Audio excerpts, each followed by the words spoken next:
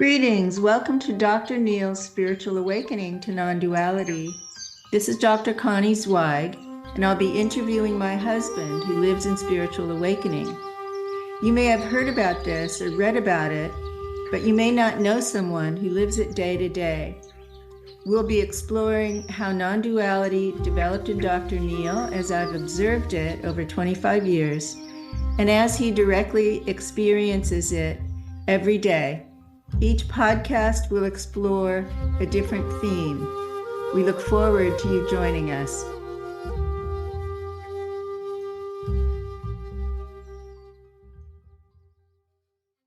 Today we're going to explore the perennial religious and spiritual question, who am I? It's also at the root of psychology and so many disciplines that explore the nature of human life, human consciousness, and our essential human nature. And I'm going to ask Dr. Neil, from his perspective and level of consciousness, to address the question, who am I? So yesterday, Connie and I went to explore retirement community. And we went around and asked people why they were there. One person said, I am here because I'm a Vipassana teacher. That's a role. That's an identity. That's a role. And I immediately saw through that role and saw that she's somebody who's playing at being a Vipassana teacher. That's her game. That's her, because that's not who she is. That's not who I am. We went to another person and asked them why they were there. And their answer was because they could do woodworking in this retirement community. And again, that's what they would do, not who they are. Another person seemed to be uncertain and had endless questions about what was available, as if all possibilities needed to be there for her, and that was her identity. Another said, I am a vegetarian. Correct. Many said that, in fact. There were a number of them. I'm a vegetarian, that's why I'm here. Well, which is not who they are. It's what they want, what they desire. So the sense of having an identity which is tribal, let's call it that. Tribal in the sense that I want to be with people like me. I want to know if this opportunity has things that I would like, things that I could belong to, is tribal. It's tribal identity. So it seems to me most people in postmodern, Western, post-industrialized culture, mainstream culture, do, as you say, they identify with what they do, which could be a craft like woodworking. I'm a writer, I'm a sculptor, or it could be a role in society. I'm a CEO, I'm a nurse. It could be a role in the family. I'm a mother, I'm a grandfather, and that this is what people believe they are. And then the other thing that's happening in the sort of politically correct world is more identification with race. I'm a Black activist, or with religion. I'm a white evangelical, or I'm a Buddhist, or like the Vipassana teacher, or, I'm a progressive Democrat, or, I'm a MAGA person, I'm a Trump supporter. So all these narrow identities that are so commonplace now are what you're saying we need to see through. Yes, people seem to be identifying more and more with a tribal identification as a means to feel they belong. They are part of something. And the truth about it is these are roles. These are not soul definitions, spiritual definitions of who we are. If we look more closely, we can begin to understand that these are identifications that are temporary, that are we pass through, just like birth. I am a human being. Well, the truth about it is I know I'm a human being, but I'm more than a human being. I'm an animal, and more than an animal, I am on this planet and other planets. That's my identity. It's more than just a human being. I've been and will be more than a human being. I'm a spiritual being. And so, what is this danger that we're facing as we live in these very narrow identities? What do we lose? What's being sacrificed with this? Well, we're fighting each other. There are wars that are going on around the world. There's political wars going on. There's social wars going on. There's people identifying with one cause and pushing away all others, or pathologizing, making bad, wrong others, rather than beginning to see that we are everywhere. We are everything. So, what I'm hearing you say is this is the root of projection and other making. Correct. But worse than that, this is the root of crime. This is the root of illness. This is the root of human degradation, where we look at another and we can't see ourselves. And that's really what the spiritual journey is about, being able to see the self in the other. Oh, that's beautiful. Mm-hmm. So, when we fail to see ourselves in the other in a profound way, when we fail to see our interconnectedness at the level of consciousness, then we risk dehumanizing the other. Correct. So if I ask the question of right at this moment, who am I get a sense of deep expansion, sense of being everywhere, and a sense of being connected with everybody and everything. This is not only in an abstract sense as a quality, but in a specific sense as a truth that is fundamental in its details.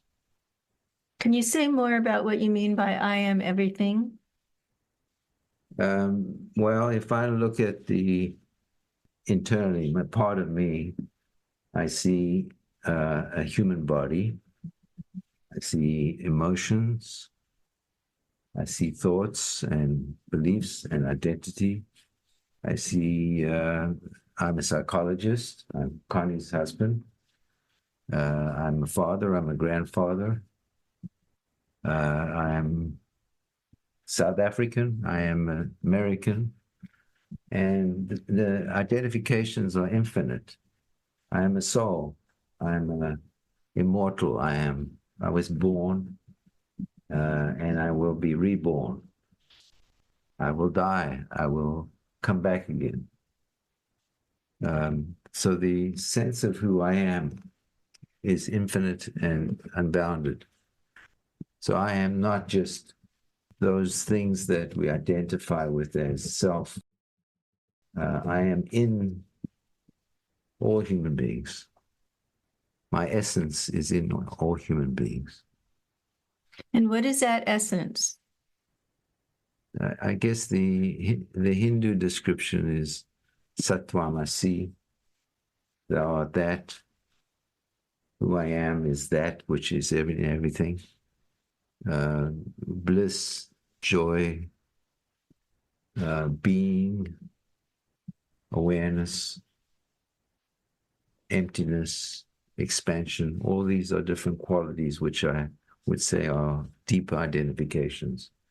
But there's more than that. There's qualities like love, joy, ecstasy, bliss, well-being. I am those too, without subject or object, without an I, without a you. That is what I am without an I. So when the identification with the narrow identities and roles dissolved and the self emptied out, the small self emptied out, then what happened next? How did you continue to operate in the relative world? Who is speaking right now? There's a mouth that's moving. There's a sound that's coming out of the mouth. There are obviously some kind of thoughts behind it. There is a sense of knowledge of communication and expression of who I am. But I'm not identified with any of those. So if I look at myself, this mouth is not my mouth. It's moving by itself. This voice is not my voice. It's a voice. It's moving by itself.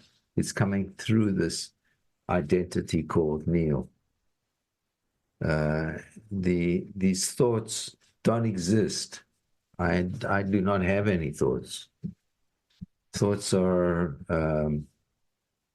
constructed ideas that human beings have through which they identify themselves. But the truth about it is the soul, which is not who I am either, but expresses these thoughts, words, voice, so that there's a connection. So I'm imagining that the first stage in the next identity is with the soul. I mean, there are these stages before becoming everything, developmental stages of levels of consciousness as they unfold. That's correct. And, there's a big debate in the consciousness world about whether every tradition is describing the same states or stages. But that's kind of hypothetical stuff. Let's focus on what happened with you. So as these lesser identities fell away and you experienced yourself as empty and emptier, then what did you identify with? Yes, it was rather the other way around. So fuller, more, and more. So, initially I was a baby, and joy and suffering became my identity. Food and mother and father and eventually siblings, brothers and sister became my identity. And so there was a constant expansion. I went to school and in South Africa and identified as a South African and as schoolmate. And afterwards, many university years, and identified as a psychologist, as an accountant. So there was an expansion of who I am, who I was, to more and more. It was more transcend and include, become more and include what was previously there. And the first integration of these into a single identification was what I'd call the ego. Ego, not in Freud's sense of ego, superego. Ego in the Hindu sense of being a separate individual with body, emotion, thoughts, beliefs, feelings, compassion, human being. So an individual rather than and that individual may belong somewhere, or belong to a group, but I'm still an individual. And an individual was the first major step.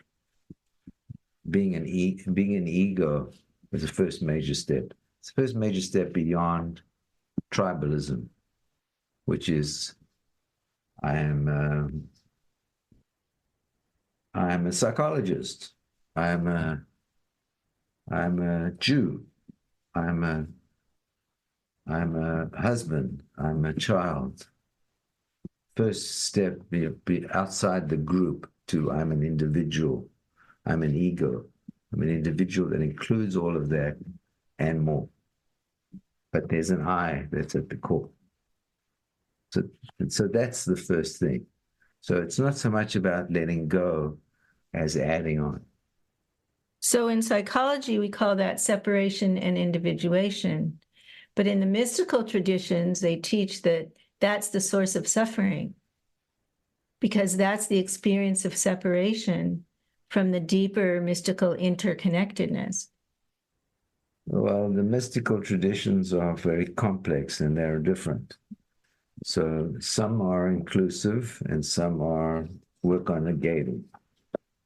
Negating in the sense of I can experience myself as a soul or a being if I reject myself as an ego or a separate person. Yes, not this, not that. Right. So that's true of certain traditions, Buddhism, Hinduism, but it's not necessarily true of Western spiritual traditions, which tend to be inclusive. Okay, so for you, your experience was first you became a separate individual, Mm-hmm. and then how did it unfold into a deeper identification? So becoming a separate individual, what was, I would say, the first major step, which is I am not part of a tribe alone. I'm not a separate person belonging to a group alone. I am an individual that has many qualities. And that aspect of myself that has many qualities and many identities opened the door to consider the idea that maybe I'm more than even that, more than even those identities. Okay. So then what was the next phase? The next phase was a sense of awareness that I am emptiness. I'm not none of those. I am empty of identification. I'm empty of description. I am, in a sense, nothing. So with that state, all of the my's disappear. My body, my role, my mind, my beliefs, my religion. Correct. All identification of separateness disappeared because there's nothing there. Those are all constructs of the mind. Those are all constructs of the emotion. Those are all constructs of the tribal identity or the physical identity. So during that time, what was there any positive identification? You experienced emptiness of body, emptiness of mind.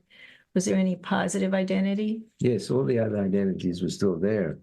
They just were seen through.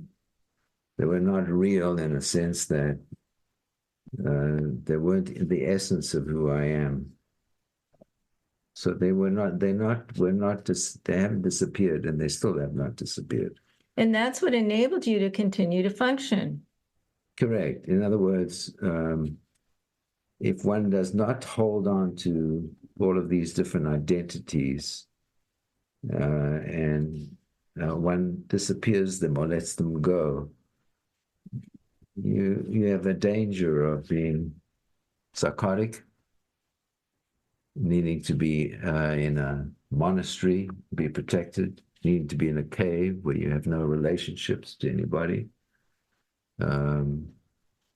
So these are traditions that are more monastic, where one negates identity rather than transcends and includes. Thank you, Ken Wilber, for that idea. Mm. Okay, so you went beyond all this mine, and you went beyond these local identities, Jewish, South African, American, and you moved into this level of emptiness.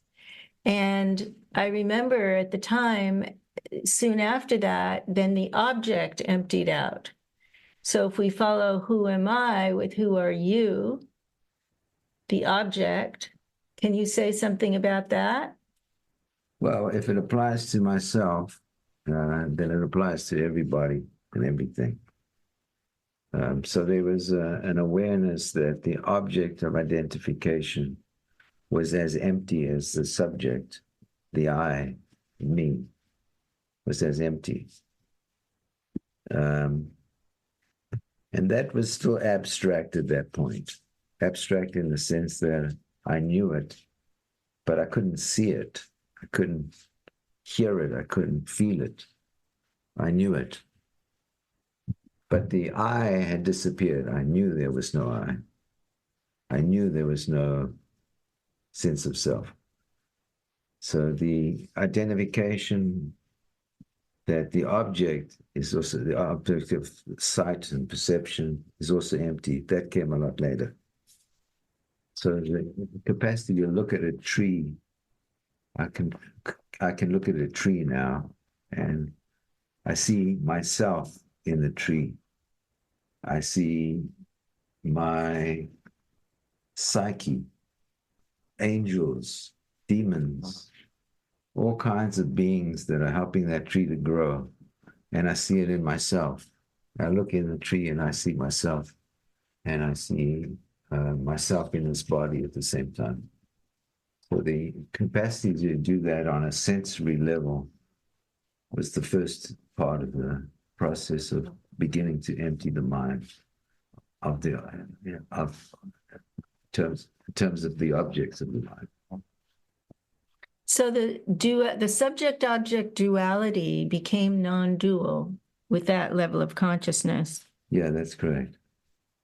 Do you want to say anything else about that? What is non-duality? Means that not two. So I am this body, and I'm also this mind, and I'm also this heart, and I'm also this consciousness, and I'm also the tree.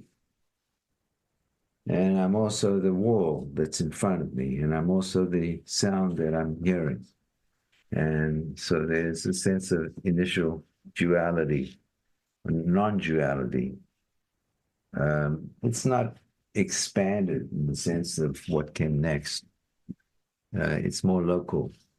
And Oh, that's good. We can call it local non-duality. yeah, that's a better word for it, local non-duality. Thank you. Because later on, the non-duality became much more expanded. And the senses of psychic ability, psychic in the sense that one can be in more than one place.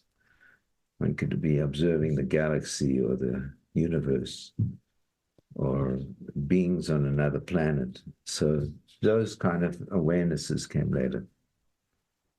So is there any map? So we're in the initial stages of non-duality now. Yeah.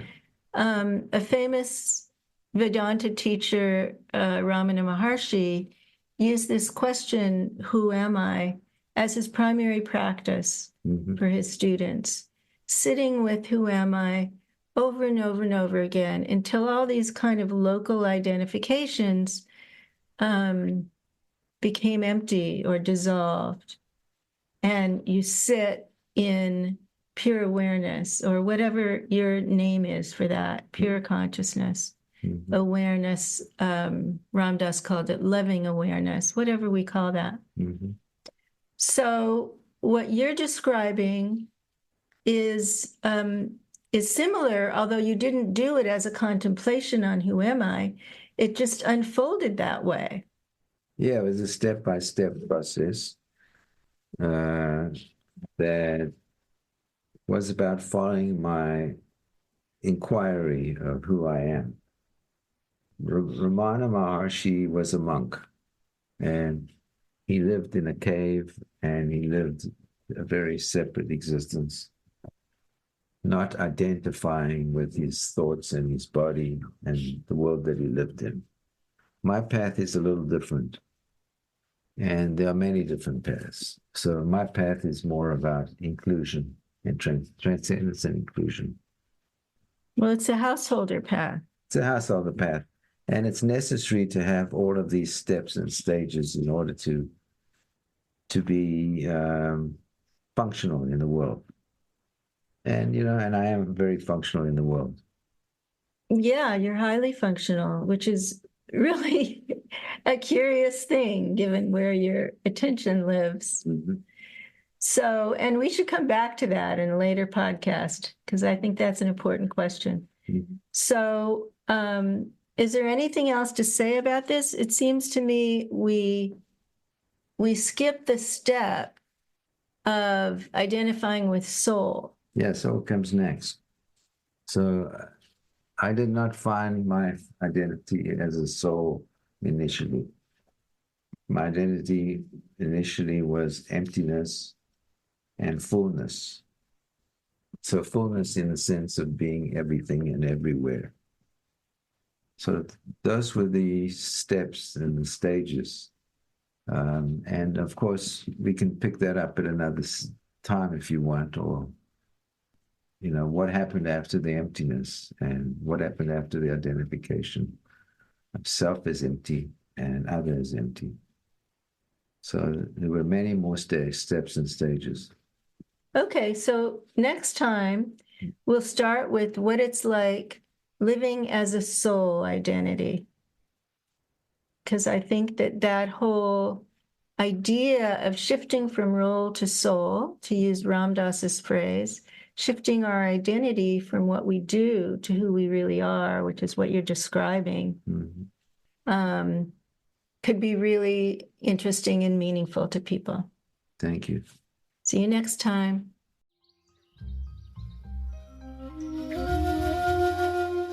Thanks for tuning in today. If you found our discussion insightful, there's a good chance your friends will too. And we'd love it if you could take a moment to share this episode with a friend who you believe would appreciate it. Help us spread the word and reach more people. And follow us on any platform. Turn on your episode notifications so you never miss new content. Thanks for being part of our podcasting journey.